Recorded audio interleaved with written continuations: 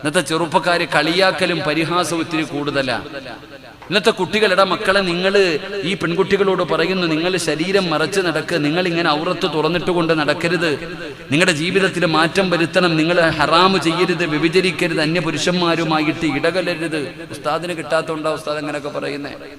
നിങ്ങളുടെ ഇന്നത്തെ യുവതലമുറ പറയുന്നത്, ഉസ്താദ് നിങ്ങൾ എത്ര വഴുതു പറഞ്ഞാലും ഞങ്ങൾ മാറൂല. അള്ളാഹു നമ്മളെ കാത്തിരക്ഷിക്കുമാറാകട്ടെ. ആമീൻ പറ. അള്ളാഹു നമ്മളെ കാത്തിരക്ഷിക്കുമാറാകട്ടെ.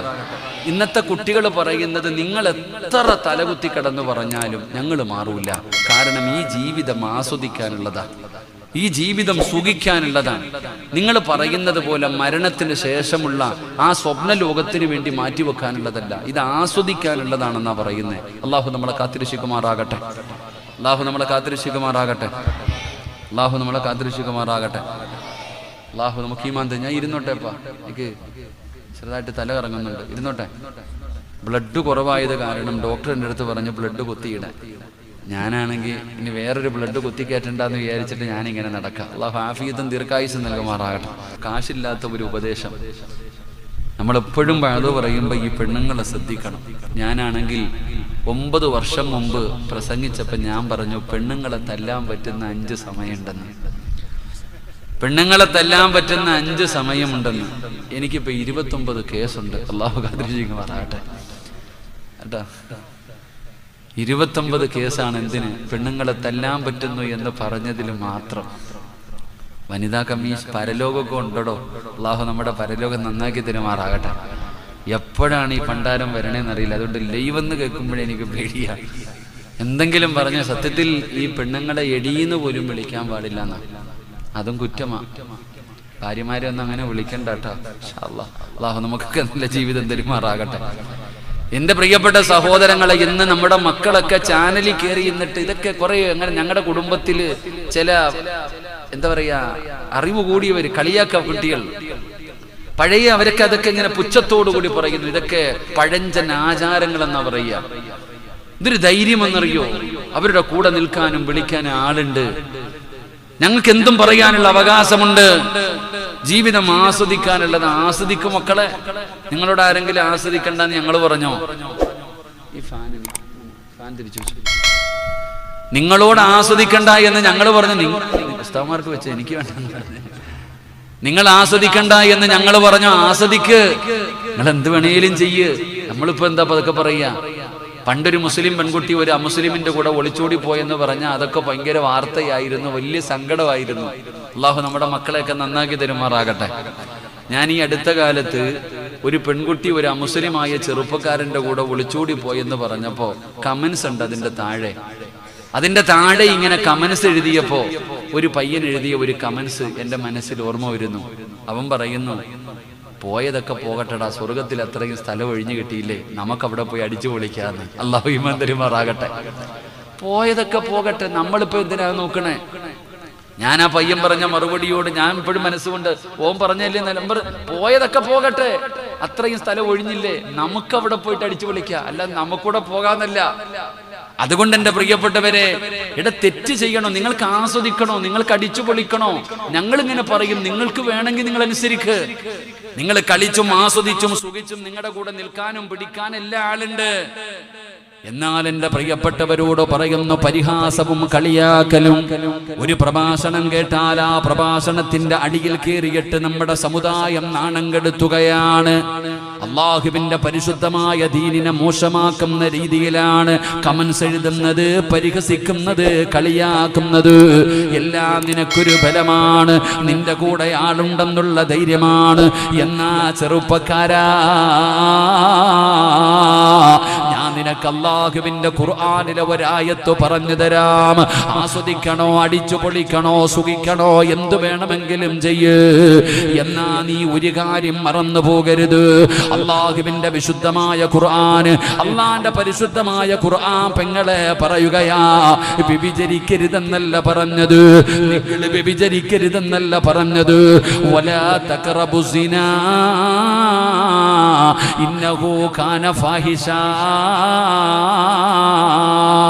വ്യഭിചാരത്തിലേക്ക് അടുക്കുന്നത് പോലും ചെയ്യരുതെന്ന് ഖുർആൻ പറയുമ്പോ എന്റെ പെങ്ങളോട് പറയുകയാണ്, കൂടെ പഠിക്കുന്ന ഒരുത്തം വന്ന് നിന്റെ ശരീരത്തു തൊട്ടാൽ പെങ്ങളെ തെറ്റല്ലേ മോളെ, വ്യഭിചാരമല്ലേ മോളെ, ഹറാമല്ലേ മോളെ, എന്തുകൊണ്ട് നിനക്ക് തിരുത്താൻ കഴിയുന്നില്ല? എന്റെ പെങ്ങളോട് പറയുകയാ, സ്നേഹം കൊണ്ട് പറയുകയാ, മോളെ നിന്റെ ശരീരത്ത് കൂടെ പഠിക്കുന്ന ഒരുത്തം നിന്റെ ശരീരത്ത് തൊട്ടാ അവനോട് പറയണം, എടുക്കടാ കയ്യ്, ഇത് വ്യഭിചാരമാടാ, ഇത് പാപമാടാ എന്ന് പറയാ നിനക്ക് കഴിയണം.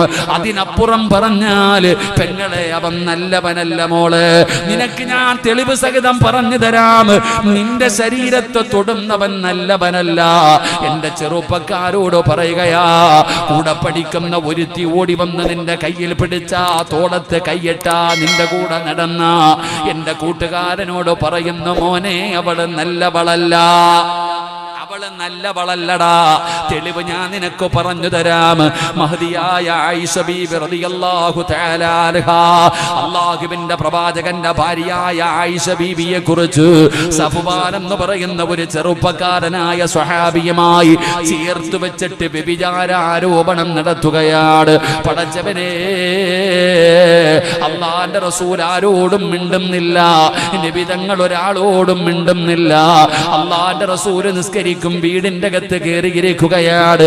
അപ്പോഴാണ് സയ്യിദുനാ ഉമർ ഇബ്നുൽ ഖത്താബ്, ഉമർ തങ്ങളെ നബി തങ്ങളെ കാണാമെന്നോ അല്ലാഹുവിന്റെ റസൂലിനോട് അനുവാദം ചോദിച്ചു. ഉമർ തങ്ങളെ വീടിന്റെ അകത്ത് കയറി ചെന്നപ്പോ അല്ലാഹുവിന്റെ റസൂൽ ചോദിക്കുന്നു, ഉമറേ, ആയിഷയെ കുറിച്ച് ജനങ്ങൾ പറയുന്നത് കേട്ടില്ലേ ഉമറേ, നീ വിശ്വസിക്കുന്നുണ്ടോ ഉമറേ, നീ വിശ്വസിക്കുന്നുണ്ടോ ഉമറേ? ഉമർ തങ്ങളുടെ മറുപടി എന്തെന്നറിയോ?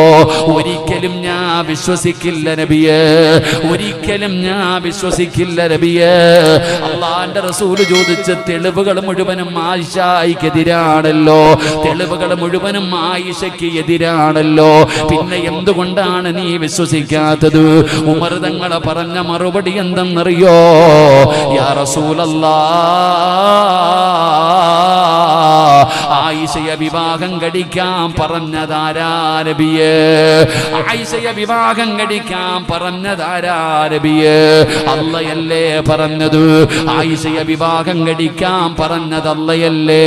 അല്ലാഹുവിന്റെ ഖുർആൻ പറഞ്ഞത് എന്തെന്നറിയുമോ? വലാ തഖറബുസിനാ ഇന്നഹു കാന ഫാഹിശാ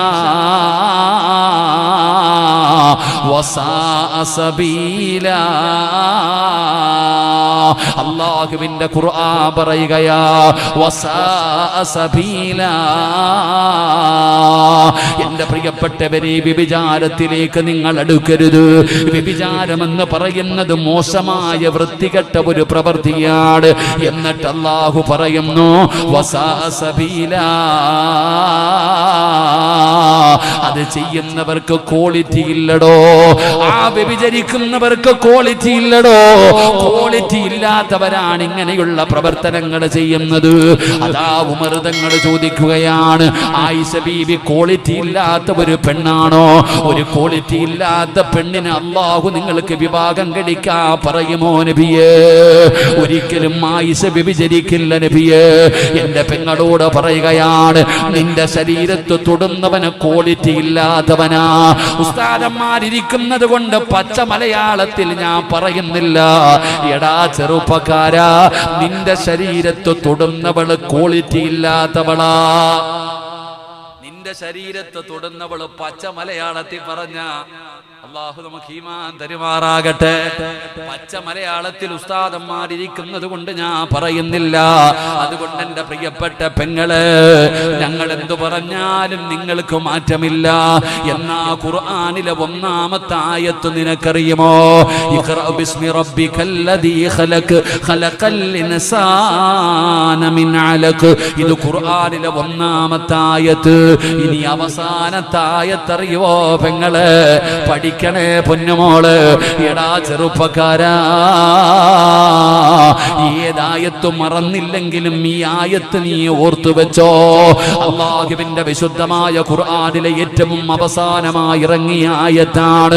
പടച്ച റബ്ബേ, ഒരിക്കൽ യുദ്ധത്തിന് വേണ്ടി സ്വഹാബത്ത് കടന്നു പോകുമ്പോ ഒരു നാട്ടിലൂടെ കടന്നു പോവുകയാണ്, ഒരു ഗ്രാമത്തിലൂടെ കടന്നു പോവുകയാണ്. ആ കൂട്ടത്തിൽ ഒരു ചെറുപ്പക്കാരനുണ്ടായിരുന്നു. ആ ഗ്രാമത്തിൽ യഹൂദിയായ ഒരു സുന്ദരിയായ പെണ്ണിനെ കാണുകയാണ്. ആ പെണ്ണിനോട് പ്രണയം തോന്നുകയാണ്, ആ പെണ്ണിനോട് ആഗ്രഹം തോന്നുകയാണ്. അവസാനം ആ ചെറുപ്പക്കാരൻ ആ പെണ്ണിന്റെ ചാരത്തേക്ക് തന്റെ ആഗ്രഹം പറയാ പോകുമ്പോ കൂടെ വന്നവര് തടഞ്ഞു, പോകല്ലേ, പാപമാ പാപമാ. അവസാനം ആ ചെറുപ്പക്കാരൻ അവിടെ നിന്ന് പോയിട്ട് ആ യഹൂദിയായ പെണ്ണിനോട് എനിക്ക് നിന്നെ ഇഷ്ടമാണ്, നിന്നോടൊപ്പം ശയിക്കാൻ എനിക്ക് മോഹമുണ്ട്. ആ യഹൂദ പെണ്ണ് പറഞ്ഞു, നീ എന്റെ മതത്തിലേക്ക് കടന്നു വന്ന നിനക്ക് ഞാൻ എന്റെ ആഗ്രഹം സാധിപ്പിച്ചു തരാ. ആ ചെറുപ്പക്കാരൻ അവിടെ നിന്ന് മതം മാറുകയാണ്, ആ പെണ്ണിന്റെ കൂടെ കൂടുകയാണ്. സ്വഹാബത്തിന് വല്ലാത്ത സങ്കടമായി. യുദ്ധം പോലും പരാജയപ്പെടാൻ കാരണമായി. ഒരുപാട് നാടുകൾ കഴിഞ്ഞു. അല്ലാഹുവേ, ആ ഗ്രാമത്തിലൂടെ അന്ന് യുദ്ധത്തിന് വന്ന ഒരു സ്വഹാബി ആ ഗ്രാമത്തിലൂടെ പോകുമ്പോ അവിടെ നിന്ന് ചിന്തിച്ചു, അല്ലാ പടച്ചവനെ, പണ്ട് ഞങ്ങളുടെ കൂടെ വന്നിട്ട് ഒരു പെണ്ണിനെ കണ്ടപ്പോ മതം മാറിയിട്ട് അവളുടെ കൂടെ പോയ ചെറുപ്പക്കാരൻ ഈ നാട്ടിലുണ്ടല്ലോ, അവനെ കണ്ടുപിടിക്കുകയാണ്, അവനോട് തന്റെ സർവകാര്യങ്ങളും ചോദിക്കുകയാണ്. അവസാനം അവിടെ നിന്ന് ചോദിച്ചു, മോനെ, നീ ഹാഫിളായിരുന്നല്ലോ, സാധാരണ ആളല്ല, അല്ലാഹുവിന്റെ ഖുർആൻ മുഴുവനും കാണാതെ പഠിച്ചവനായിരുന്നല്ലോ, ഒരു സൂറത്തെങ്കിലും നിനക്ക് ഓർമ്മയുണ്ടോ? അല്ലാഹുവിന്റെ ഖുർആനില് ഒരു സൂറത്തെങ്കിലും നിനക്ക് ഓർമ്മയുണ്ടോ? ചെറുപ്പക്കാരൻ നിറകണ്ണുകളോടെ പറയുകയാ, എല്ലാം മറന്നുപോയി, എല്ലാം മറന്നുപോയി. പക്ഷേ ഒരായത്ത് മാത്രം എനിക്ക് ഓർമ്മയുണ്ട്, ഒരേ ഒരായത്ത് മാത്രമേ എനിക്ക് ഓർമ്മയുള്ളൂ. ഏതായത്തും അറിയോ? അതുകൊണ്ട് വഅദ കേൾക്കാമെന്ന് എല്ലാവരോടും പറയുകയാ, ആസ്വദിക്കണോ, അടിച്ചു പൊളിക്കണോ, തോന്നിവാസികളെ പോലെ നടക്കണോ? പടച്ച റബ്ബ് ചെയ്തു തരുന്ന അനുഗ്രഹങ്ങൾ മുഴുവനും രണ്ട് കൈയും നീട്ടി സ്വീകരിച്ചിട്ട് ആ അല്ലാഹനെ തന്നെ പുറങ്കാല് കൊണ്ട് ചവിട്ടികെട്ട് നിനക്ക് ആസ്വദിക്കണോ? എന്നാൽ അല്ലാഹു പറയുകയാ, വത്തഖൂ യൗമൻ തുർജഊന ഫീഹി ഇലല്ലാഹ്. എന്റെ ചെറുപ്പക്കാരോട് പറയുകയാ, എന്റെ സഹോദരിമാരോട് പറയുകയാ, അല്ലാഹു ചോദിക്കുകയാ, വത്തഖൂ യൗമൻ തുർജഊന ഫീഹി ഇലല്ലാഹ്. നീയൊക്കെ എവിടെ പോകാനാടാ മക്കള്, പെങ്ങളെ, നീയൊക്കെ എവിടെ പോകാനാണ്? ഓന്തോടിയാൽ എവിടെ വരെ ഓടും? അതിനൊരു പരിധി ഉണ്ടടോ. നീയൊക്കെ എവിടെ പോയാലും നീയൊക്കെ ഓർത്തു വെച്ചോ, പെങ്ങളെ, നീയൊക്കെ എഴുതി വെച്ചോ, നീയൊക്കെ എവിടെ പോയാലും ഖാബിദുൽ അർവാഹ് മലക്ക് അസ്റായീൽ എന്ന് പറയുന്ന മലക്ക് വരുമ്പോ നീ എവിടെ പോകാനാ? കല്ലാ ഇദാ ബലഗതി തറാഖിയ വകീല മൻ റാഖ് വظن أنه الفراق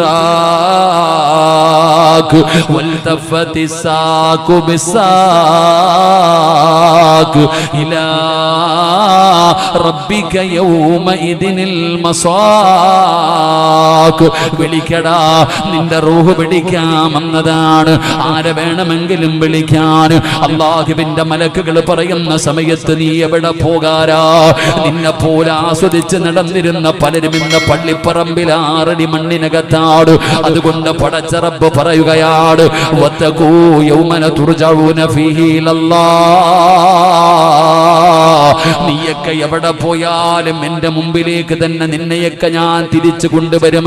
നീയൊക്കെ ഓർത്തു വെച്ചോ.